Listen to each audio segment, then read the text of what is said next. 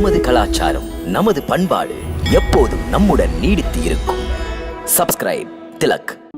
அழகினால் அவனை கொத்த முடிந்தவனுக்கு அவனை முழுங்க முடியாவிட்டால் அப்படியே இங்கு கொண்டு வந்திருக்கலாமே. நாம் செய்ய வேண்டியது செய்து அவன் கதையை முடித்திருக்கலாமே. தன் பலத்தை எடுத்து சொன்னால் முடிக்கிறேன் என்று அங்கு சென்றான். முடியவில்லை, அங்கு மடிந்தான்.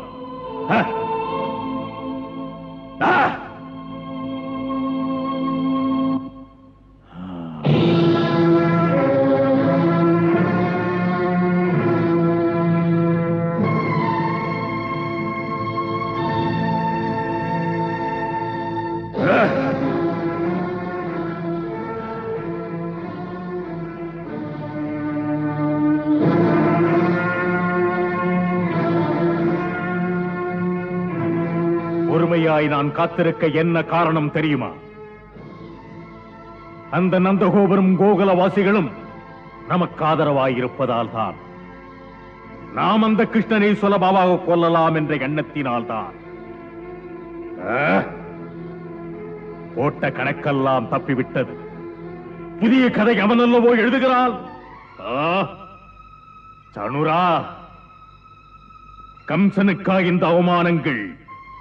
கம்சனின் பின்னால் செயலற்றவர்களாய் இருக்கிறார்கள். ஒரு பொடியனை பிடிக்குள்ளே கொண்டு வர சக்தி இல்லையா? மன்னவா, அவனை சிறுபிள்ளை என்று எடை போடாதீர்கள். அவன் ஒரு மாயாவி. நம்மிடம் இருக்கும் மாய சக்திகள் எல்லாம் எங்கே போய்விட்டன? ஏன் போய்விட்டன?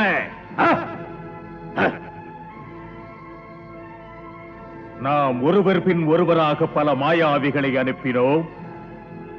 பூதனா, ஸ்ரீதரன், உத்கஜன், காகாசுரன். அந்த கொம்பர்களுக்கு கொம்பன் பூதனாவின் அண்ணன் பகாசுரன். அவனும் அழிந்து போனானே. இந்த தண்டங்களை நம்பினேனே. இவன் பிள்ளையா எனக்கு கொள்ளியா? சானூரா, மறந்து விட்டாயா? நினைவிருக்குமே, தேவகியின் பெண் குழந்தை அஷ்டபுஜ தேவியாக ஆகாயத்திலே போய் நின்று சொன்னாலே அன்று. ஏ மூடனே, என்னை கொல்வதென்பது உன்னால் முடியாது. உன்னை கொல்லப் போகிறவன் வேறொருவன். அவன் இந்த பூமியிலே பிறந்து விட்டான். ஏ மதிகெட்ட சதிகாரனே, நீ உத்தமி தேவகியை துன்புறுத்தாதே. அவள் பிள்ளைதான் உன்னை கொல்லப் போகிறான்.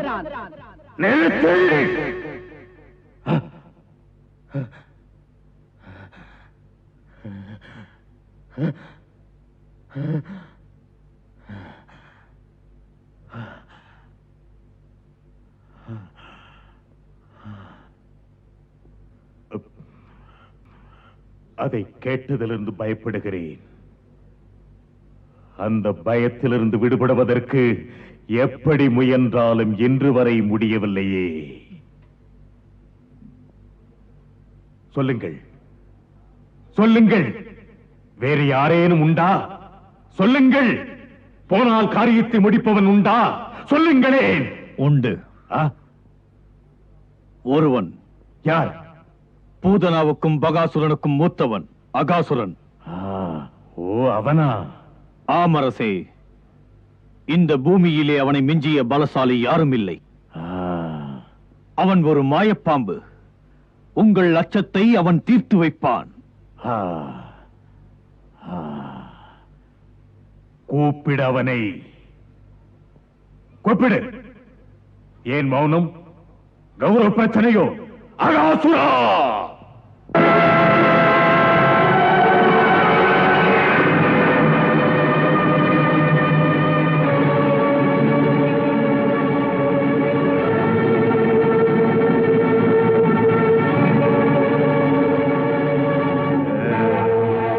மன்னவா, மரணம் அடைந்தான் என் சகோதரன் என்பதை கேட்டு துடித்தேன். பழி தீர்க்கும் வாய்ப்புக்காக எதிர்பார்த்திருந்தவனை கூப்பிட்டீர்கள். தாங்கள் ஆணையிட்டால் நான் போய் அந்த பிள்ளையை பழி தீர்க்கிறேன். நம்பிக்கையோடு அனுப்பி வையுங்கள் என்னை.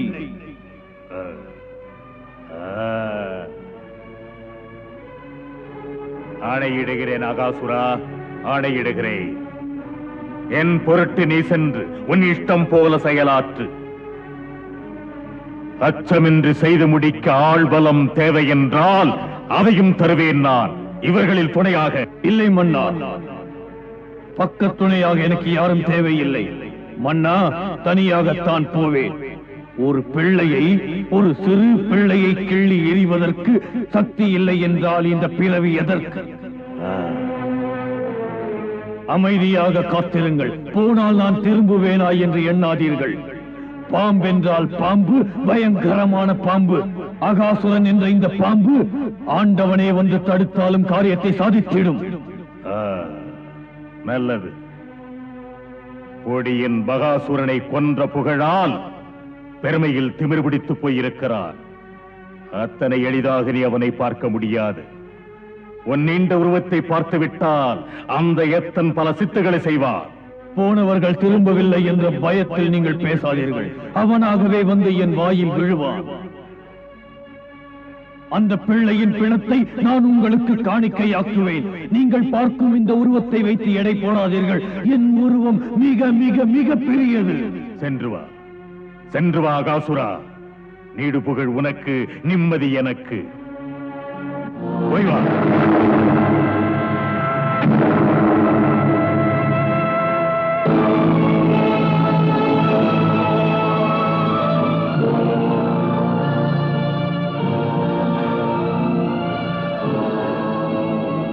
அகாசுரா,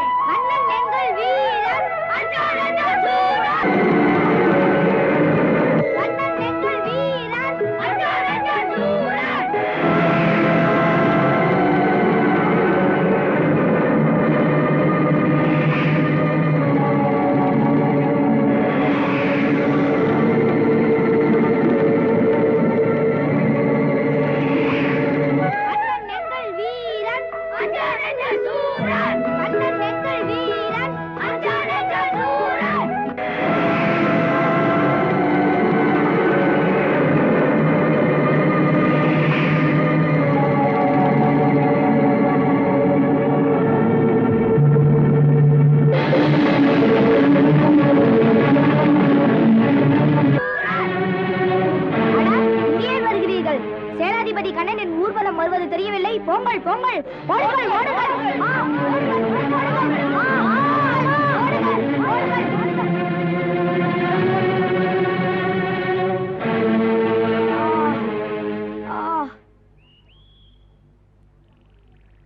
அடாடா, சரியான வீரர்கள்.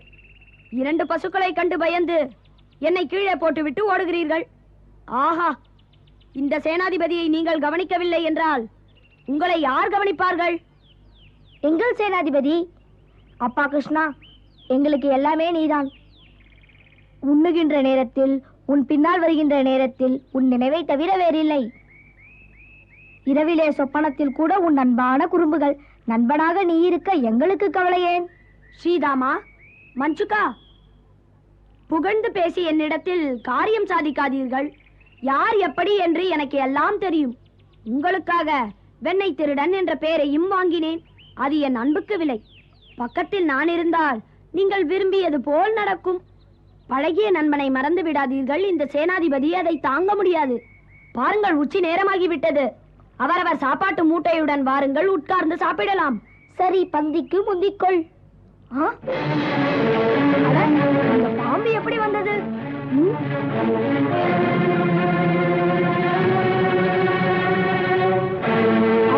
பார்த்ததே இல்லையே இப்படி ஒரு வாயை. யார் இந்த பல்லல்களை கொண்டு வைத்தது? ஒன்றும் புரியவில்லை. எப்படி வந்ததோ? பாவம், இது எங்கே இருந்தது? நேற்று புயல் வீசியதில் வெளியே வந்திருக்கலாம். அருகே சென்று பார்க்கிறேன்.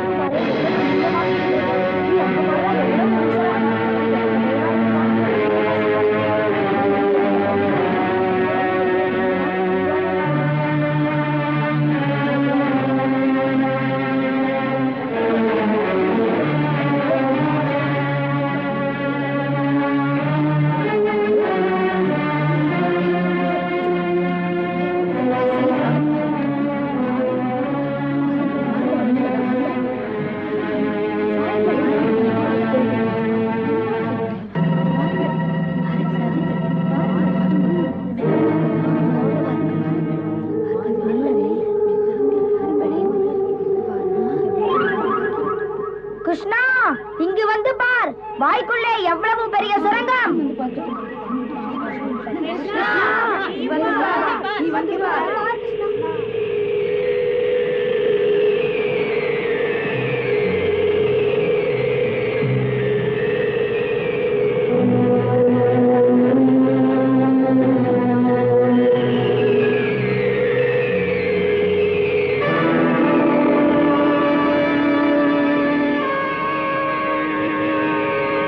பார்த்தாயா கண்ணா, எவ்வளவு குளிர்ச்சியாக இருக்கிறது.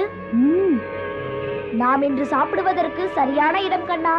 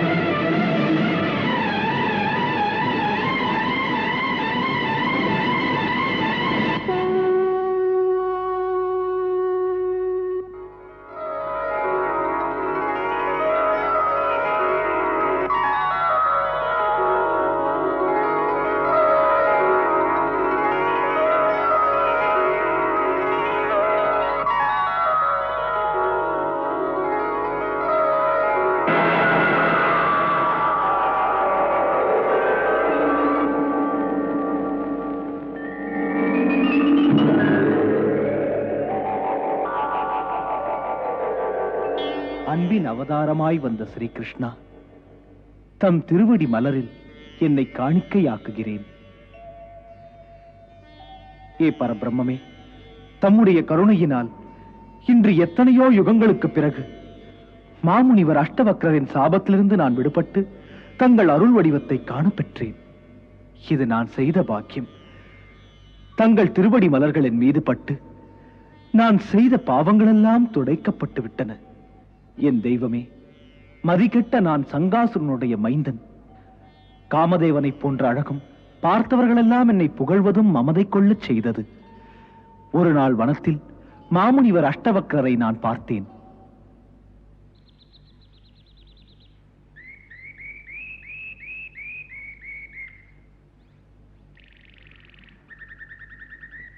அவலட்சணமான அந்த உருவத்தைக் கண்டு பண்பை இழந்து சிரித்து விட்டேன்.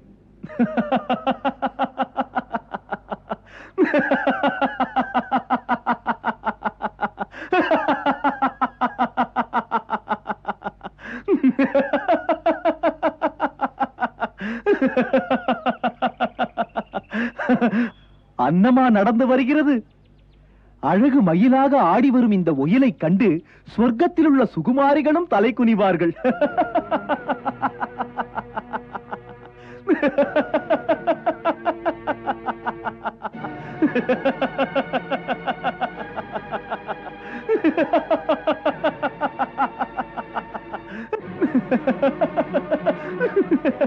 மெல்ல மெல்ல கால்கள் என்ன ஆவது? இந்திரனின் சபையில் நடனமாடும் அந்த ரம்பையும் கூட தங்கள் தாளமிடும் பாதங்களின் அழகில் மயங்குவாள்.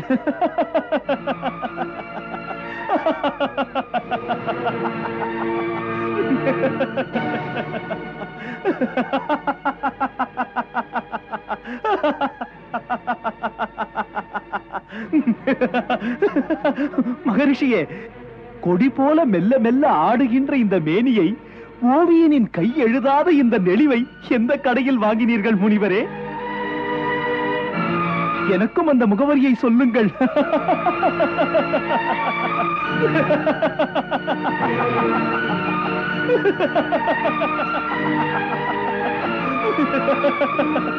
எனக்கும்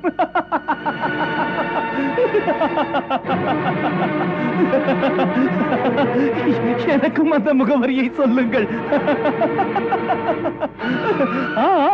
முனிவரே, முனிவரே, போட்டிக்கு வரமாட்டேன், பயப்படாதீர்கள். முகவரியை சொல்லுங்கள்.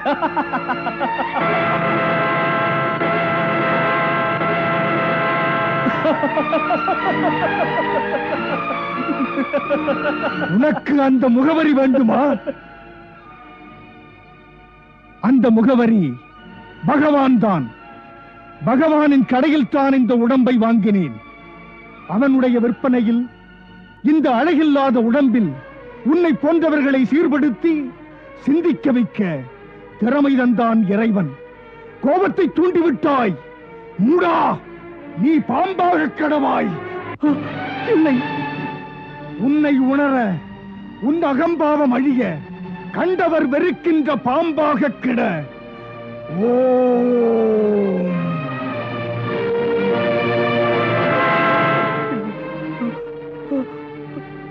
கோபம் சாபமாக மாறியது. அனுபவி. இல்லை, என்னை மன்னித்து விடுங்கள் மாமுனிவரே, மன்னித்து விடுங்கள் என்னை. படமையினால் அறிவிழந்து விட்டேன், தப்பாக நடந்து கொண்டேன். சிறியவன் பிழை செய்தால் பெரியவர் பொறுப்பது தவறல்ல. இது சிறுபிழை அல்ல மதிகட்டவனே. இயற்கையில் படைப்பின் விதிகளின்படி அமைவது அழகு ஒன்றிலே, அவலட்சணம் ஒன்றிலே, குணம் ஒன்றிலே, குணக்கேடுகள் ஒன்றிலே. இப்படியாக எத்தனையோ மாறுபட்ட வெவ்வேறு வடிவங்கள் அவன் அனுப்பி வைக்கிறான். உருவு கண்டு எள்ளாமை வேண்டும். உன் அழகை வைத்து அடுத்தவனை எடை போடாதே. பாபத்தில் பெரிய பாபம் இது. நினைவிருக்கட்டும், ஒருவன் பிறப்பது, உருவம் அமைவது, அறிவு செயல்படுவது வினைப்பயனாக அமைகிறது. அழகின் அளவுகோல் உருவம் அல்ல, உனக்குள் உன் எண்ணம் போல் அமைவது அது. வெளிப்பார்வைக்கு நீ அழகு, உன் உள்ளத்தில் எத்தனை அழுக்கு. அதனால் உன் உடம்பின் அழகிலே பெருமை கொண்டு உறுத்தும்படி பேசி, துடிக்கும்படி ஏசி, அகந்தையால் சிரித்து சீர்கெடுத்து, உள்ளத்தை ஊசி போல் குத்தி என் ஆத்மாவை துடிக்க வைத்ததினால் உனக்கு என் வேதனையின் வெளிப்பாடு ஒரு சாபமாய் அமைந்தது. அந்த பாவத்தின் தண்டனை பயங்கரமாக முடிந்தது. முனிவர்கள் தெய்வம் போன்றவர்கள், அன்பு மிக்கவர்கள். மூடன் என்னை மன்னித்து விடுங்கள், மன்னித்து விடுங்கள், என்னை மன்னித்து விடுங்கள். மற்றவரை இனிமேல் கேலி பேச மாட்டேன். கண்ணீர் சிந்துகிறேன், கருணை காட்டுங்கள். மாமுனிவரின் மனது பூவை போல என்பார்களே.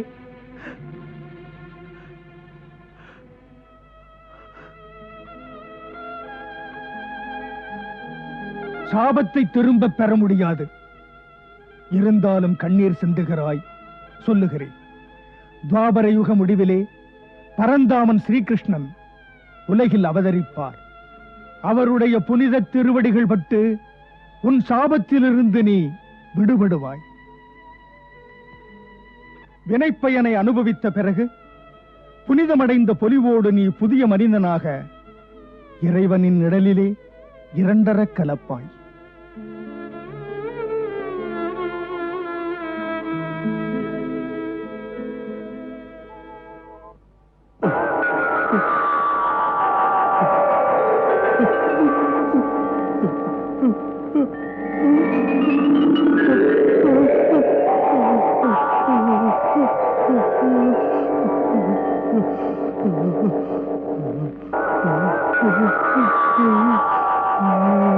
Oh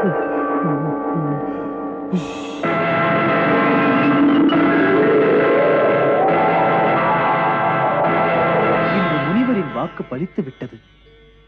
பிரபு, என் உள்ளம் என்ற கண்ணாடியில் பட்ட கரை மறைந்தது. பட்டது பாடமாக அமைந்தது. நற்பலன் தந்து என்னை கரையேற்றுங்கள். பிறவி பெற்ற ஜீவன்கள் அகந்தையினால் மதியிழந்து அனுபவித்த பிறகுதான் திருந்துகிறது.